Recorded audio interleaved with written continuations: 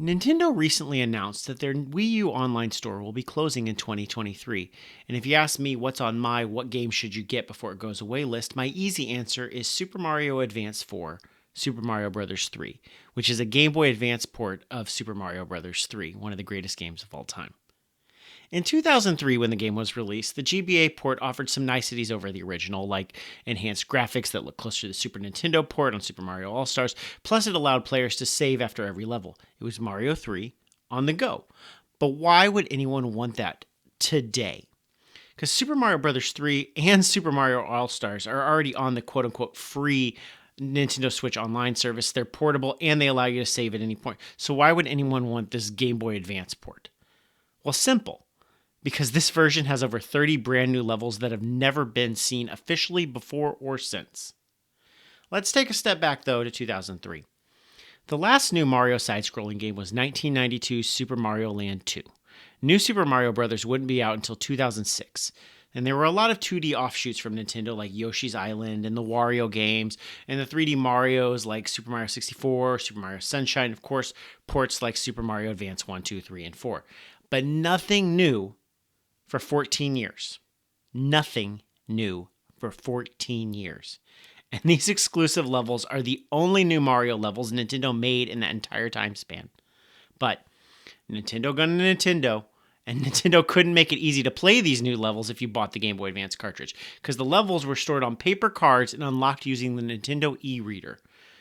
The Nintendo Ereader was basically a barcode or QR scanner device that told the Game Boy Advance, hey, here's some data. And these levels aren't honestly that much data, so they could be stored in this code. And side note, this actually isn't the first scanner for a Game Boy. In the early 90s, the original Game Boy had the Barcode Boy, which endlessly fascinated even though it never came outside of Japan. And you might be thinking, hey, it was probably really hard to track down all these e-reader cards, huh? Yep. Retailers had to make the calculation of how many people even bought this game and how many have the e-reader and how many people are actually even likely to buy these cards so we know how many to order. So there weren't many out in the market. And then there were actually store exclusive cards, like some only were out at Walmart, so that made it extra difficult. Which, to be fair, isn't that much different than today. I have Animal Crossing cards for the Switch that unlock special Hello Kitty villagers and items in the game, and those are only sold at Target, and those sold out almost immediately, although a year later, somehow they're magically back in stock. But back to the Mario e-reader cards. Not all the cards were released in America, so we missed out on, about 20 levels. But at least the Japanese cards could be scanned into the American version and work. However, the cards weren't released at all in Europe, and so the e-reader functionality was just patched out of the European version altogether. Okay. So let's assume you were able to get all the cards and a version of the game that plays them and the e-reader. You're good to go, right? No. The e-reader, it fills up the Game Boy Advance's cartridge slot, and it doesn't have a pass-through built into it. So you need a second Game Boy Advance system, one holding the e-reader, one holding the Mario 3 game cartridge, and then you would connect them via a link cable. You'd scan the cards into one Game Boy, and they'd unlock in the other Game Boy. This whole thing is just a mess. But good news. Going back. The Wii U release has all the e-reader levels available from the beginning. No regional issues, no tracking down all the cards in an e-reader, no hooking up multiple Game Boy Advances. It's just there from the main menu. And this is the first and only way most Americans have been able to access these levels, and the only way for Europeans to get them. The internet, we're going to talk a little about piracy right now. The internet has every single game ever made available for download. They're called ROMs. You play them on emulators, and I'm pretty sure that the Super Mario Advance 4, Super Mario Bros. 3 ROM floating around doesn't have these levels unlocked. Because my understanding is these levels aren't sitting anywhere in the game code waiting to be unlocked. The e-reader is straight up reading code from a card and then saving it to the game. So theoretically, someone could make new levels today, coded in the e-reader format, print a new card, and someone with the right e-reader setup would have new levels on their Game Boy. Which also means for this Wii U release, Nintendo had to go and mess with the original game and add the card levels to the code. So, how are the levels? Well, on the surface, it's just really cool to play new Mario levels designed by Nintendo in the style of Super Mario Bros. 3. It's my favorite of the original Mario games, so more is always welcomed. And to be fair, in a post Mario Maker world where people can create endless Super Mario Brothers 3 levels, it's a little less special. I mean, Nintendo even made a bunch of their own Mario 3 style levels for Mario Maker, and some enterprising Mario Maker designers recreated all these Mario Ereader levels, so they kind of are playable already without buying this game, but here we are.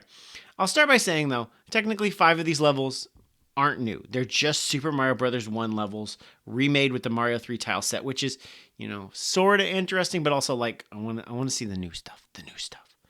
The levels themselves are a mix of normal levels and focusing on a single game mechanic like a shoe-based level. And like with Mario Maker, my favorite levels are the speed levels that are done in 20 seconds. Just, run and gun it. A lot of cheap deaths and a lot of cheap deaths. Wah, wah. But it's quick to restart and try again, which really works for me. Unfortunately, the levels lack any type of cohesion. There's no theming, like, here are the water levels. It's just a list to pick levels from, even though it technically has as many levels as Super Mario Bros. 1, it's hard to say, it's a whole new game. And back on the original cartridge with the e-reader, you just would have had a random smattering of levels based on whatever cards you'd collected, which I guess this makes more like DLC packs containing levels, but whatever. And these levels surprisingly don't adhere to the Super Mario Bros. 3 rule set. They don't commit to the bit because enemies introduced in games after Mario 3 show up here. I saw Wiggler and I was like, you're not supposed to be here. You weren't created until the next Mario game. And the little corner ramps from Mario World also show up too.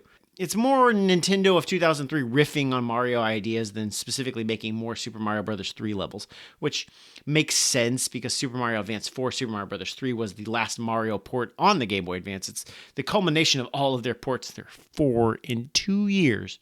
And the devs celebrated all their games they made with a bunch of new levels integrating all the elements. And these levels actually spiritually remind me a lot of the Super Mario Maker 3DS and Switch versions, which have 100 brand new levels each created by Nintendo. So, fun fact, go check those out. There's 100 new levels on each game, especially the 3DS one. Sneaky hiding there. This show specializes in curiosities and stuff you may not know about or have forgotten about or knew about but never got around to. And Mario 3 is one of my favorite games, and Nintendo made more than 30 new levels for it and then hid them behind a weird device and weird paper cards that even weren't released worldwide. So if you have a Wii U and $8 burning a hole in your pocket, there are a bunch of new Mario levels from Nintendo that you've probably never played. Thank you for watching That Was a Game, and we'll see you again next time.